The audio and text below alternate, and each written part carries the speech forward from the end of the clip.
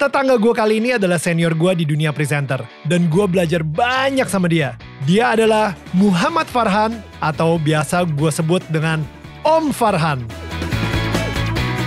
Perjalanan hidupnya bisa diibaratkan sebagai lomba maraton. Ada fase naik dan turun. Dimulai dari masa mudanya yang hedon, lalu kena tantangan yang sangat berat di saat anak pertamanya meninggal, sampai-sampai dia dan keluarganya sempat mempertanyakan apa tujuan hidup mereka, dan bagaimana dia berusaha mencoba memperbaiki keluarganya sendiri. Kata Om Farhan, sekarang lomba maratonnya masih belum selesai. Dia baru mencicipi air segar di water station. Inilah dia kisah tetangga kita.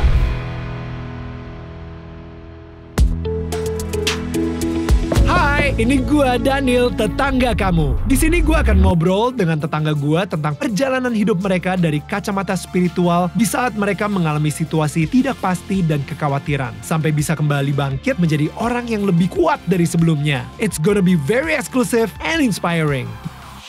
Hai tetangga yang gue sayangin dan gue cintain. Well, kembali lagi di Daniel Tetangga Kamu. Dan memasuki tahun ketiga Daniel Tetangga Kamu, gue berencana mengundang kalian semua untuk menyaksikan keseruan Daniel Tetangga Kamu yang akan dilakukan secara live on stage untuk pertama kalinya in history. Oke, akan ada 2 bintang tamu hebat yang bakal membagikan perjalanan hidupnya. Dan yang pasti gue sendiri juga akan terus bertanya soal life journey dan juga spiritual journey. Dan nanti akan ada aktivitas seru lainnya. Nah, makanya ajak teman dan keluarga kamu untuk jadi bagian dari event yang luar biasa ini. Ini sangat limited. Hanya kita bisa ngundang kayak beberapa ratus orang aja. You know, do not imagine ini bakal berapa puluh ribu orang. Actually, benar-benar limited banget. Pokoknya stay tune for more details. Sekarang ini gue lagi ada di gedung kantor DPR. Untuk ngobrol sama tetangga kita. Dan langsung aja, ini dia Muhammad Farhan. What's up bro? Well, sky's up still up there. Terima kasih sudah mau datang ke kantor saya yang sederhana ini. Kalau kantor ini gak boleh mewah-mewah karena ini kantor rakyat. Saya hanya mewakili menikmatinya aja. Bisa aja. You got the corner office bro. Gak lah, ya lumayan lah. Alhamdulillah saya gak pernah kepikiran saya akan punya kantor di sini. Tetapi ya karena dikasih ya kita rawat. Udah berapa kali datang ke sini? Ini pertama kali ya gue. Pertama kali datang ke sini? Betul, pertama kali ya. Gue tadi nyasar-nyasar di depan. It's okay, gak apa-apa. Gue hampir kayak parkir. Orang udah nyasar-nyasar gak bisa masuk juga. Gue tadi udah nyasar, gue hampir parkir di nggak tahu ada tulisannya RI 5 gitu. Boleh parkir di sini nggak apa-apa? Gak boleh. Gak boleh. Itu ketua DPR. Oh gitu. Ya. Tapi yang pastinya seru banget sih. Gue yang benar-benar tadi kampungan banget. Gue yang kayak foto-foto, video-video. Makanya jadi kayak dalamnya kantornya seperti ini gitu kan. Karena suatu saat mungkin gue mempunyai kantor juga di sini. Amin. Amin. Semua orang, jadi ini kantor memang semua orang bisa masuk sini. Right.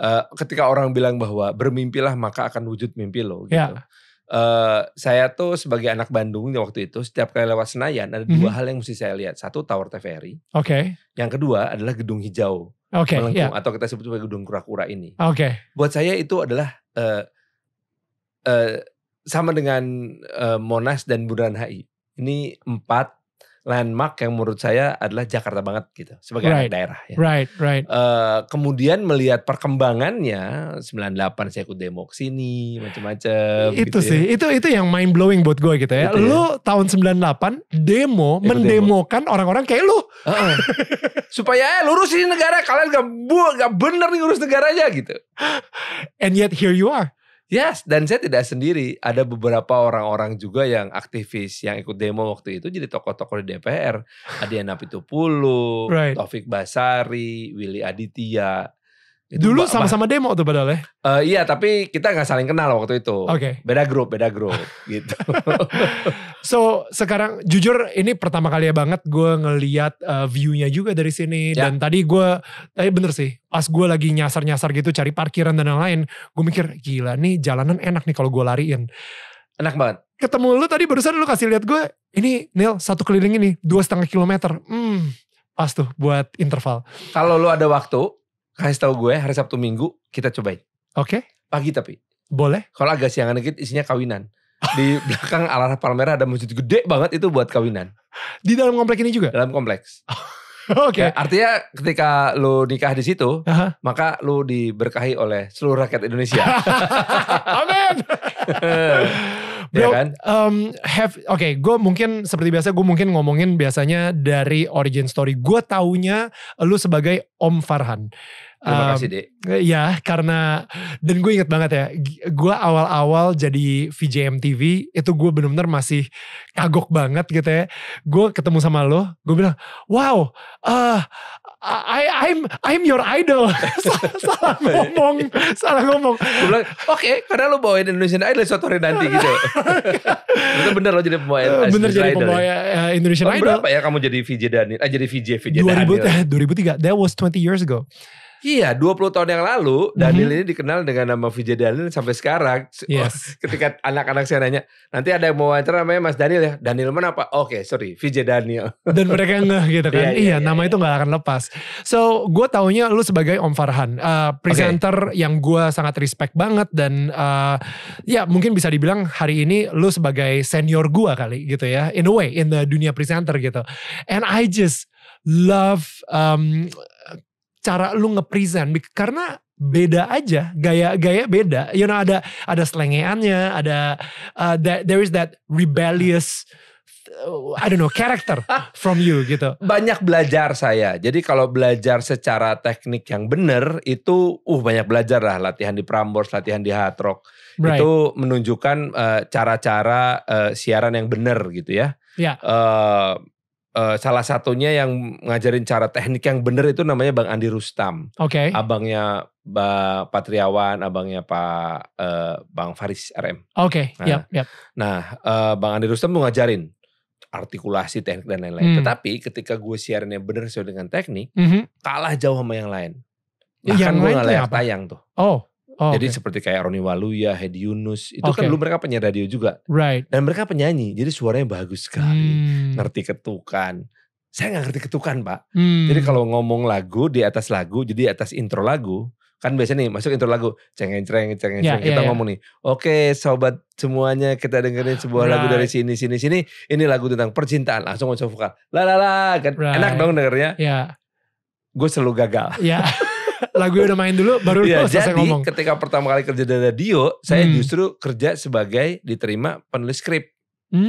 Nah, yang menarik adalah, dan saya baru sadarnya ketika saya mulai kerja di situ, pas gue lagi ngetik, yang gue bayangkan lah si penyiarnya. Apa yang dia omongin, intonasi apa yang dia pakai, that's what I did. That's like lagi ngetik itu, dia akan membacanya seperti ini, nanti masuk potongan suara ini, kasih sound effect ini, masuk wawancara ini, itu kepikiran terus. Right. Dan itu jadi selama 1,5 tahun tuh membentuk awal Farhan sebagai orang radio gitu. Yaitu yang ketika bikin sesuatu, saya akan mikirin orang lain. So good. Iya dong. Iya dong, karena kan ketika saya bikin skrip, ini skrip bukan buat saya loh, buat penyiar. Ketika penyiar ngomong bukan buat penyiar, tapi untuk pendengar. Wow. Jadi saya bekerja untuk penyiar bekerja untuk pendengar. Nah itu yang mesti dijaga terus sama saya dari awal, sama 1,5 tahun nempel terus di kepala seperti itu. Sampai tahun tahun 94, saya tahun 93 itu ya. Oh my God, saya hidup dari abad yang lalu nak. Saya lahir di abad 20. Iya. Ini tahun 93 itu ya. Right. Dekade terakhir abad 20 itu, saya kerja di radio. 94 cabut dari Bandung karena udah lulus kuliah, cabut ke Jakarta. Right. Di Jakarta, seperti layaknya seorang sarjana ngelamar kemana-mana. Dan seperti layaknya sarjana juga gak diterima di mana-mana. Oke. Keterima di sebuah advertising agency di Tebet sana. Sampai sekarang saya masih bekerja sama dengan keluarga pemilik advertising agency itu. Oh wow. Sampai hari ini. Hubungan kita sangat baik. Wow. Bahkan kita kerja sama-sama juga di DPR sama beliau. Oh. Betul. Namanya Pak Rahmat Gobel. Iya, wakilnya sekarang ya. Jadi keluarga beliau itulah yang sebetulnya orang pertama kali ngasih gue kerjaan di Jakarta. Oh wow. Nah setelah itu sambil kerja di AE di situ, mulai kerja-kerja bikin skrip TV, belajar jadi pembawa acara TV, sampai akhirnya di hire sama satu sindikasi produser di Australia untuk bikin acara TV juga, terjemahannya Candid Camera di Australia. Dari Australia terus Waktu itu diperpanjang kontrak saya nggak mau. Saya bilang, saya mau pulang ke Indonesia. Gara-gara simpel banget. Di kota Sydney itu ada satu titik namanya Mrs. Maguire's Chair. Itu adalah sebuah bukit yang menghadap ke Sydney Harbour, ya, yang semua landscape ada di sana. Right. Harbour Bridge ada di sana. Opera House juga di situ. Opera House ada di sana semua gitu. Pemandangan bagus banget. In the middle of winter. Bulan Juni, dingin banget. Juni apa Juli gue lupa. Dingin banget gitu. Nah, saya tuh sambil kerja di sana, iseng-iseng suka main ke radio komunitas Indonesia di North Sydney, agak keluar kota. Namanya Radio Kartini. Siarannya seminggu sekali. It's a multicultural radio.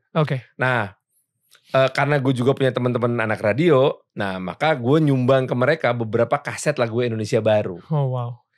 Nah, ada 2 yang gue pegang, yang gue kirim. Itu double jadinya, ada 2 kopinya gitu. Yang pertama Rida Seta Dewi, yang kedua Krisya akustik. Krisya akustik. Nah, sambil mikirin perpanjang kontrak apa enggak gitu ya, dengerin lah pakai headphone dong. Walkman ya. Ya, zaman dulu. Masuk lagunya Krisya, Jamrud Khatulistiwa. Dengerin lagu yang segitu bagusnya. Dengan di rearrange ya, di arrangement kembali dengan akustik gitu. Nangis bos. Nangis gue bos. Nangis bos. Karena kangen Indonesia gitu.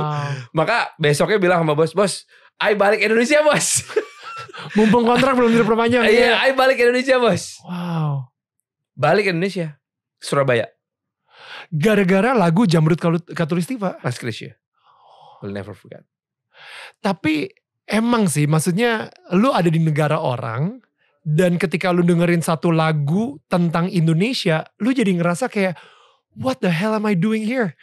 Pada saat itulah saya tahu ternyata musik punya nilai spiritualistik. Yes. Agree. Musik tuh punya spiritualisme tersendiri gitu. Itu sebabnya kalau kita dengerin berbagai macam pemujaan kepada Tuhan dari berbagai macam agama, itu pasti ada musik. Pasti ada musiknya. Karena masuk banget gitu musik itu gitu ya. Apapun bentuk musiknya. Nah, dari situ gue mulai menyadari bahwa gila ya musik luar biasa ya gitu. Maka datang ke Surabaya tahun 97, langsung mendapatkan konsekuensi dari keputusan saya pulang ke Indonesia. Apa tuh? Chris Muan. Oh iya 97. Makanya demo. Semuanya dipecat. Semua dipecat. PHK semua.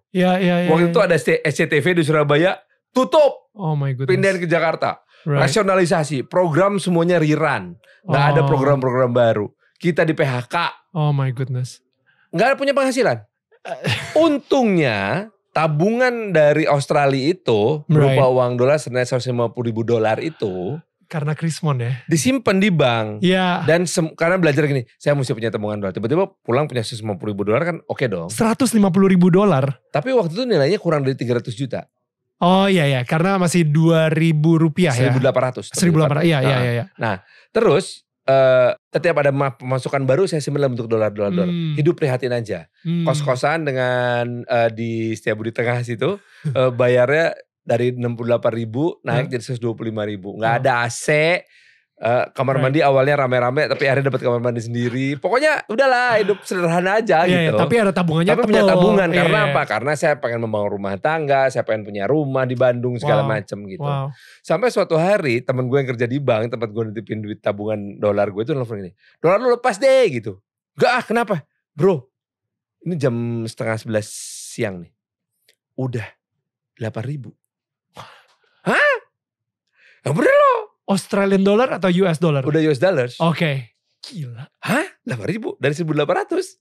Oh wow. Hah? Ya bener loh, bener. Wah gue tiba-tiba jadi kaya raya gini. Iya, 4 kali lipat. Ya udah bener. Gue panik tuh. Itu gue ngerasain betapa kepanikan jadi OKB. Karena then suddenly you have that purchasing power dan pengen dapetin semuanya. Dan dalam kepala lu isinya semua adalah dunia materi. Rakus. Gitu. Terus gak lama kemudian dia nelfon lagi. Bro jual sekarang jam 11:30 sebelum penutupan sesi pertama pasar uang. Kenapa? Udah 12.000 dia bilang gitu. Gila ya. Datang ya. Gitu. Udah jual separuh gitu. Jual separuh tapi ngantri lama gitu.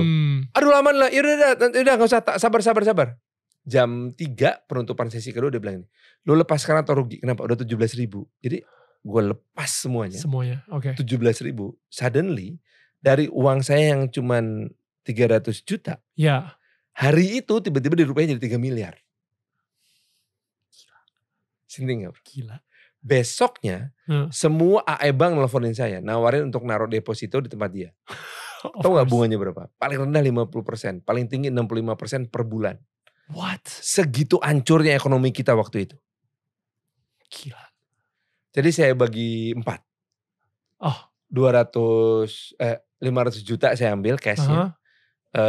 Sisanya saya bagi 3 di 3 bank yang berbeda. Terus itu yang 500 juta ini gue lunasin rumah. Oke. Gue bayar DP buat kawin. Ya. Oh wow.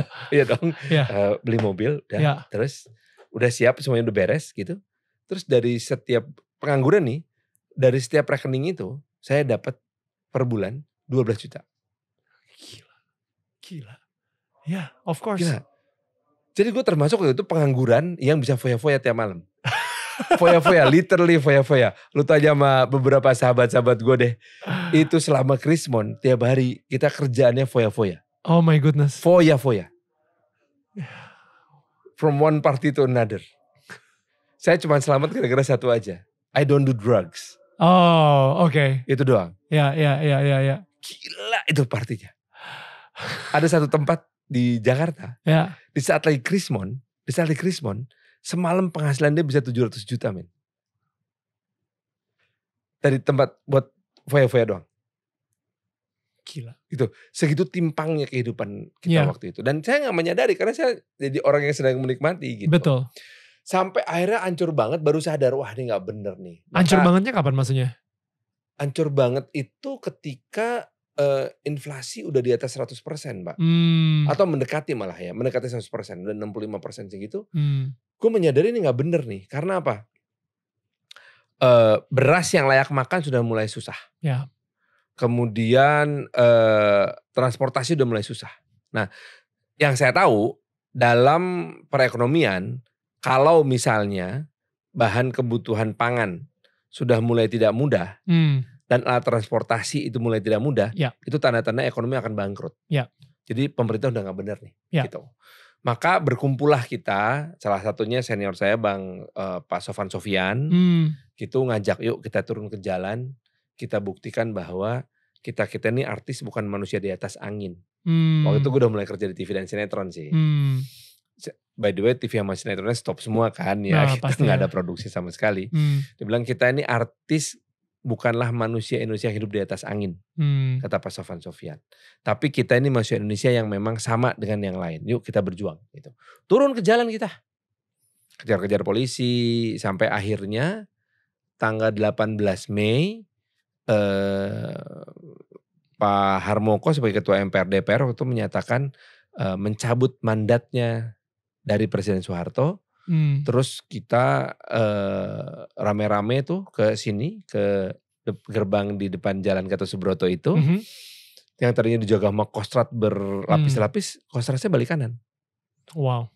Terus sama teman-teman wartawan didorong tuh si pintunya dibuka, krek gitu. Kebuka, serbu. Ya, serbu. Gitu. Ya. Dan di situ saya mendengarkan pidato Amin Rais yang sangat menggugah hati. Saatnya reformasi Indonesia gitu. Wow. Di situ. Tahu nggak dia sound systemnya pakai apa? Dia bisa pidato sampai kedengar sama seluruh gedung sini. Pakai apa? Karkol. Smart loh. Lah iya dong. Very smart. Iya dong. Iya kan? Karena kalau dia pidatonya pakai sound system yang mobil-mobil dibawa sama para demonstran, kan terbatas. Kan kabel waktu itu wireless masih sangat terbatas. Jadi akhirnya dia pidatonya pakai karkol. Kedenger di seluruh kompleks ini. Menggema, Iya. That's very smart. That's very smart. Nah setelah tapi sebelum dia pidato ada dulu dong. Teng. Iya. Saatnya reformasi. Oh enggak. Perhatian. Iya. Nah udah setelah itu sih kehidupan normal lagi seperti biasa. Ya ada beberapa hal-hal yang menakutkan, tapi sebagai pribadi saya sadar saya mesti hidup normal lagi. Tapi lu saat itu bank masih you know. Untungnya saya tidak menyimpan di bank yang bermasalah waktu itu. Right. Kalau saya simpan di bank bermasalah, clear juga waktu itu ya. Betul. Baru kemudian di bulan September 98 I decided to get married and it was crazy karena mertuaku keluarga Jawa yang keluarga besar banget, jadi terpaksa pestanya gede banget di gedung pertanian. Memang agak sedikit aneh gitu di Kenah Krismon kita bikin. Kalau waktu itu udah ada Instagram, kali gue lagi dihujat-hujat waktu itu. Sama netizen. Gila lagi susah bikin pesta seperti ini gitu. Iya kan? Right. Tapi waktu itu ada yang menarik. Setiap kali kita bikin pesta atau acara, kita harus selalu bikin dapur umum di belakang ekstra 200 orang. Oh wow. Karena selalu ada orang datang minta makan. Oh wow. Dan banyak. Wow. Itu gue gak tahu tuh. Itu kita sediain. Oke. Wow. Harus selalu. Wow. Okay. Harus selalu. Itu udah SOP kayak pada saat itu. Culture-nya lah. Udah SOP saat itu. Karena kalau enggak mereka akan nyerbu masuk ke dalam ke tempat kawinan. Oh no way. Ya kan? Jadi kita sediain. Khusus tuh. Kayak gitu tuh. Itu bikin saya kaget-kaget sih. Nah tapi pada saat itu kemudian ekonomi kita pulih baik sekali. Tahun 99 everything is normal. Saya terima kerjaan lagi seperti biasa. Jadi presenter TV dan sinetron dan mulai kerja sama Wisnu Tama waktu tahun 99 terus sampai 2001. Tapi kemudian bulan Juli anak saya yang pertama lahir. Dan disitulah saya mulai merasakan ternyata ekonomi anjlok gara-gara Krismon gak ada apa-apanya ketika anak lu bermasalah secara kesehatan. Jadi waktu itu kan saya pertama kali dapat kontrak di Pesta Indosiar. Happy tapi anak gue di rumah sakit nih. Segitunya tuh. Ya, of course. Blank kepala gue gitu. Tapi kalau kamera nyala, gue mesti yang tetap stamina. Lagi aduh anak gue. 3, 2, 1. Hai pemirsa, apa kabar? Kita ketemu lagi di acara Pesta Indosiar gitu. Wow. Itu selesai cut. Baru ngaco lagi. Wow.